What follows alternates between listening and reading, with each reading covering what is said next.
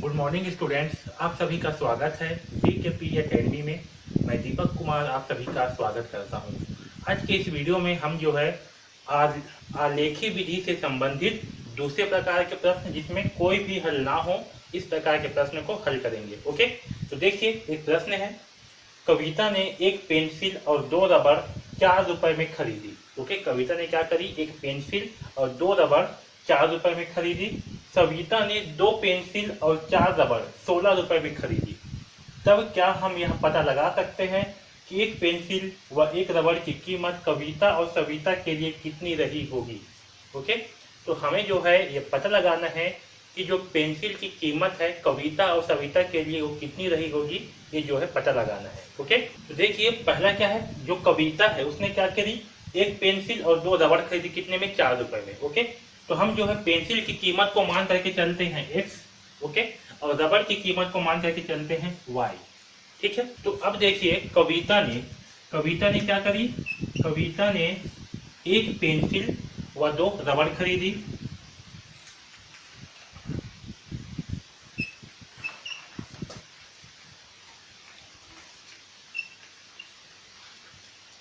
ठीक है, कविता ने क्या करी, एक पेंसिल व 2 रबड़ खरीदी।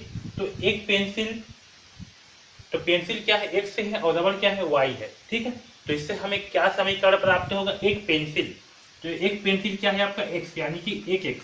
ठीक है, और 2 रबड़, रबड़ क्या है आपका y यानी कि 2y बराबर कितना, तो 4 रुपए में। ठीक है, तो फिर कितना रुपए में, 4 रुपए में। तो x प्लस 2y बराबर कितना होगा, 4। यहाँ हम एक लिख भी सकते हैं और एक नहीं भी लिखेंगे तब भी चलेगा। ठीक है, तो x प्लस 2y का मान कितना हुआ, 4। ओके, इसे जो है समीकरण 1 नाम दे देते हैं। ओके, अब देखो दूसरा कंडीशन क्या है कि सविता ने 2 पेंसिल और 4 रबड़ खरीदी।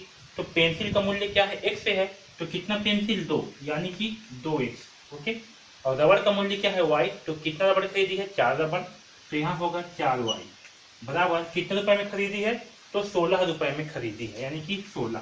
ओके, इसे जो है हम समीकरण 2 मान लेते हैं। ओके, यहाँ तक सबको समझ में आया अच्छे से। ठीक है, अब देखिए जो समीकरण 1 है, तो समीकरण 1 क्या है, तो समीकरण 1 से देखिए समीकरण 1 क्या है, x प्लस 2y बराबर 4 है ना, x प्लस 2y बराबर 4।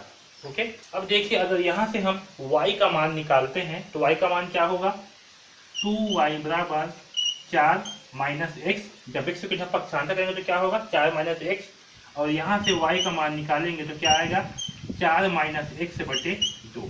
ये क्या होगा हमारा y का मान। ठीक है, ये क्या होगा, y का मान होगा 4 माइनस x बटे 2। ओके, अब देखिए यहाँ पास हम क्या करेंगे, इसमें जो है हम x का मान 1 2 3 4 5 6 जो है रखेंगे। ओके, इसमें क्या करेंगे हम, ये जो समीकरण प्राप्त हुआ y बराबर 4 माइनस x बटे 2, इसमें 1 2 3 4 5 6 जो है रखेंगे, और इससे जो भी y का मान प्राप्त होगा उससे जो है एक टेबल बनाएंगे। ठीक है, तो इसे मैं नाम देता हूं सारणी 1। ठीक है, सारणी 1 में क्या रहेगा, एक आपका x वाला रहेगा और एक आपका y का खंड रहेगा। तो चलिए जब x का मान के यहाँ पास हम 1 रखेंगे तो हमें क्या प्राप्त होगा, तो देखिए हम जो है x का मान 0 से लेकर के 6 तक रखेंगे। तो जब x का मान यहाँ पर 0 रखेंगे तो क्या प्राप्त होगा हमें, y बराबर, तो यहाँ पास होगा जब x का मान 0 रखेंगे तो y बराबर क्या होगा, 4 माइनस 0 बटे 2 यानी कि 4 बटे 2, और 4 बटे 2 का मान कितना आएगा, 2 आएगा, 2 एकम 2 2 दूनी 4 है ना, तो कितना आएगा, 2 आएगा। तो x का मान 0 रखने पर y का मान कितना आएगा, 2 आएगा। ओके, अब देखिए x का मान क्या करेंगे, 1 रखेंगे।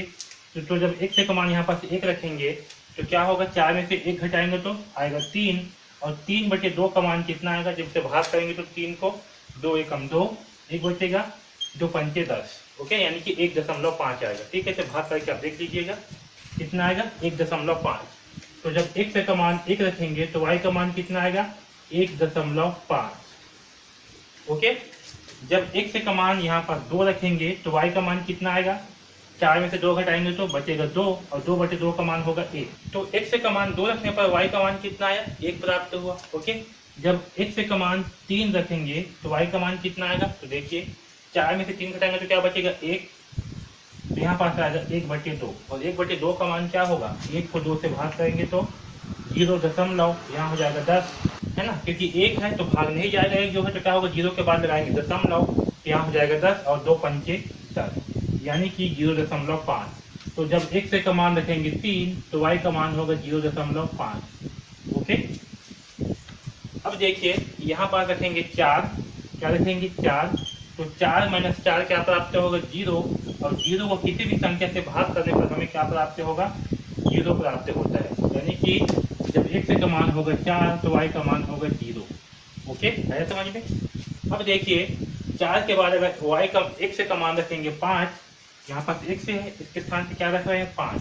तो 4 में से 5 घटाएंगे तो क्या प्राप्त होगा? -1, और -1/2 का मान क्या होगा? -0.5। ठीक है, तो 5 का मान होगा माइनस में आएगा, कितने आएगा? -0.5। ओके, और जब x का मान रखेंगे 6, क्या रखेंगे? 6। तो 4 में से -6 घटाएंगे तो क्या प्राप्त होगा हमें? -2। 2 से 2 होगा कैंसिल तो प्राप्त होगा -1। तो y का मान कितना आएगा? -1, यानी कि 6 रखने पर आएगा -1। ओके, तो हम जो है x का 6 तक मान रखेंगे और उससे संबंधित y का मान हमें प्राप्त हुआ। ओके, कहाँ से? समीकरण 1 से। ओके, अब इसे मैं मिटा रहा हूँ। तो देखिए इस समीकरण 2 से, तो समीकरण 2 से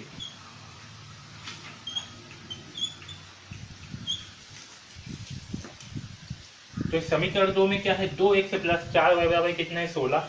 यहाँ से अगर हम y का मान निकालेंगे तो क्या होगा? 4y बराबर 16 - 2x होगा, और यहाँ से 4 को जब पक्षांतर करेंगे तो क्या होगा? y बराबर 16 - 2x/4। ओके, अब यहाँ से क्या करेंगे? 16 - 2x से यहाँ से 2 जो है कॉमन निकाल लेंगे, तो 2 कॉमन निकालेंगे तो हमें क्या प्राप्त होगा? यहाँ से जब 16 से 2 को बाहर निकालेंगे तो क्या हो जाएगा? यहाँ पास बचेगा 8, क्योंकि 8 नहीं होगा 16 -x/2, और 2 से 2 हो जाएगा कैंसल।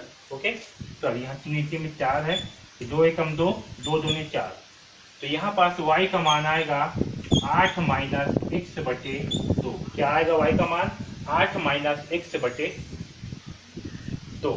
ठीक है, ये जो है y का मान आएगा। तो अब इसमें जो है हम x का मान रखेंगे, तो यहाँ पास लिख रहा हूँ मैं y बराबर 8 - x/2। ठीक है, इसमें x का मान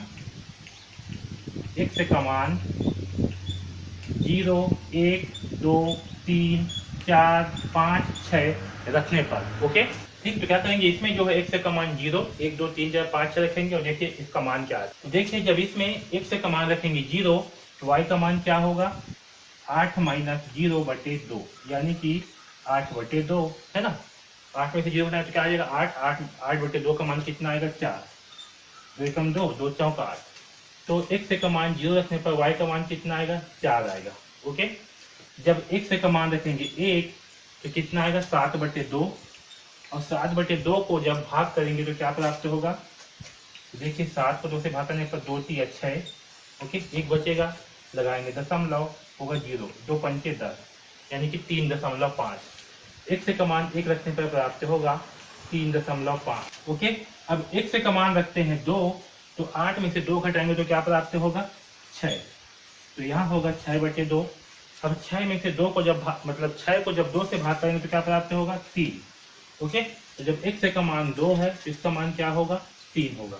ओके, अब देखिए जब x का मान रखेंगे 3 तो 8 - 3 यानी क्या होगा? 5, और 5/3 का मान कितना होगा? तो 5 को 3 से जब भाग करेंगे तो 3 एकम 3, हटाएंगे तो प्राप्त होगा 2, दशमलव लगाएंगे तो होगा 0, तो 3 छंग 18। ओके, फिर आएगा 18 की 1.66। ओके, जब 8 में से 3 घटाएंगे तो क्या प्राप्त होगा? 5, और नीचे में क्या है? 2, तो 5/2 है। तो 5 को जब 2 से भाग करेंगे तो क्या प्राप्त होगा? 2 दूनी 4। ओके, 1 बचेगा, तो लगाएंगे दशमलव, हो जाएगा 10, 2 पंचे 10, तो क्या प्राप्त होगा हमें? 2.5। तो इसका मान 3 होगा तो इसका मान प्राप्त होगा 2.5। ओके, अब देखिए y बराबर जब x का मान होगा 4, और यहाँ पास 8 में से 4 घटाएंगे तो क्या प्राप्त होगा हमें? 4/2, यानी कि 2। ठीक है, तो x का मान होगा 4, तो हमें प्राप्त होगा 2। ओके, अब देखिए x का मान रखेंगे अगर 5, अब देखिए 8 माइनस 5 करने पर क्या प्राप्त होगा 3/2, तो कितना आएगा हमें 1.5। तो जब x का मान है 5 तो यहाँ आएगा हमें 1.5। ओके,